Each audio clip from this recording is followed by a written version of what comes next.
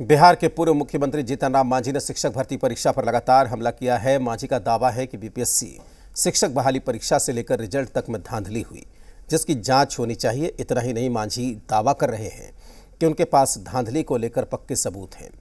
फूलपुर के लालच में बाहरी को नौकरी दी गई, तो वहीं मांझी के आरोप पर सत्ताधारी सबूत मांग रहे हैं।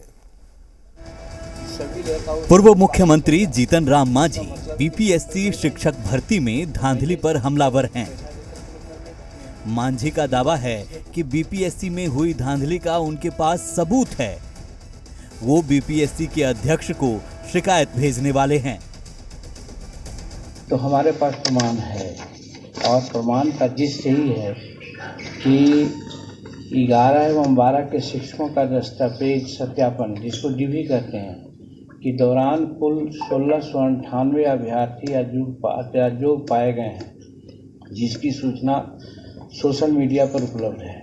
परीक्षा फल के पहले जब दस्तावेज डीएवी का सत्यापन जो हुआ तो अयोग्य पाए गए थे, उनमें घोषित योगदान करवाया जा रहा है, यानी कि जो अयोग्य पाए गए थे उनको भी घोषित किया गया योग्य। और दूसरा है कि परीक्षा के अनिवार्य विषय में अनुपस्थित एवं असफल अभ्यर्थियों की संख्या लगभग 150 दिखाई गई है, जो अभी हम कहे हैं, जबकि वास्तविक रूप में इससे कहीं अधिक अभ्यर्थी परीक्षा में अनुपस्थित थे, जिसकी विषय से हम पहले कर दिया। ये भी प्रमाण है, आपके यहाँ दस्तावेज है, आप देखिए कितने लोग हुए हैं, अब कितने अनुपस्थित हैं और कितना कौन उपस्थित आप बताए हैं। फिर ये कहा गया है कि जो परिणाम आ गया है परीक्षार्थियों का, उनको ORM में कई महत्वपूर्ण कॉलम नहीं भरे हैं, लेकिन उनको भी योग्य पाया गया है। नियम है कि परीक्षाएं होती है, परीक्षा फार्म भरा जाता है, जिनका फार्म ठीक नहीं होता है उनको अयोग्य घोषित कर दिया जाता है। अब आप यहाँ रिजल्ट घोषित हो जाने के बाद उनके दस्तावेज को पुनः आप वेरिफिकेशन करवाते हैं और सत्यापित कराते हैं, ये क्या मतलब है कि सभी लड़का उसमें सब पासे कर जाए? इसका मतलब है कि सेंटर मैनेज था, और मैनेज का मतलब है कि पैसा देकर के लोग मैनेज किए हैं। तो गरीब आदमी जिसके पास पैसा नहीं है वो उसका मैनेज नहीं हुआ होगा, वो असफल हो जाएगा। तो इस तरह की धांधलियाँ हुई है, इसलिए पूरा प्रमाण पत्र के साथ हम बोले हैं। और जो कह रहे हैं कि प्रमाण की बात है, तो हमारे हाथ में दस्तावेज है, ये दस्तावेज हम पब्लिक सर्विस कमीशन को भेज रहे हैं, वो उससे प्राप्त कर लें और संतुष्ट हो। जीतन राम मांझी शिक्षक बहाली के बहाने नीतीश सरकार को घेर रहे हैं।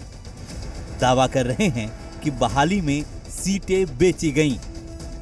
सोशल मीडिया साइट एक्स पर लिखा, उत्तर प्रदेश के जेडीयू नेताओं की नीतीश जी से मुलाकात और संगठन विस्तार की बात ने साबित कर दिया कि शिक्षक नियुक्ति परिणाम में अन्य राज्यों के लोगों के चयन के बहाने जेडीयू उन राज्यों में अपना विस्तार चाहती है।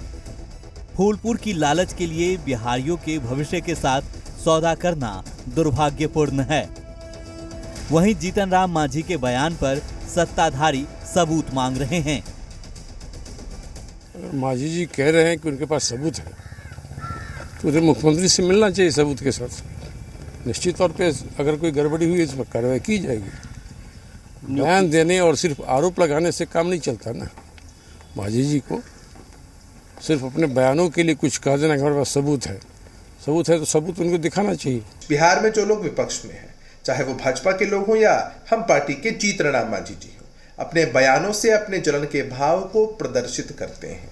अगर गड़बड़ी के कोई तथ्य, कोई सबूत उनके पास है तो प्रस्तुत करें, अन्यथा ऊल जलूल बयानों से जनता के बीच अपनी ही छवि खराब कर रहे हैं। पूर्व मुख्यमंत्री जीतन राम मांझी जी बहुत मैच्योर्ड आदमी हैं और अनुभवी व्यक्ति हैं। ऐसे व्यक्ति को इस तरह का हल्का बयान नहीं देना चाहिए। इसलिए मैं कह रहा हूं कि पहली बार बिहार की सरकार ने इतना तेज़ी से बेरोजगारों की समस्या, जो सबसे बड़ी प्रबल समस्या थी, उसको दूर करने का, रोजगार देने का यानी एक कदम उठाई है। जीतन राम मांझी इससे पहले भी दावा कर चुके हैं कि वोट दे बिहारी और नौकरी बाहरी को मिले, ये नहीं चलेगा। अब सीधे सीधे धांधली का आरोप लगा रहे हैं। सवाल है कि जब सबूत है तो मांझी पेश क्यों नहीं कर रहे। शिवम, जी मीडिया, पटना।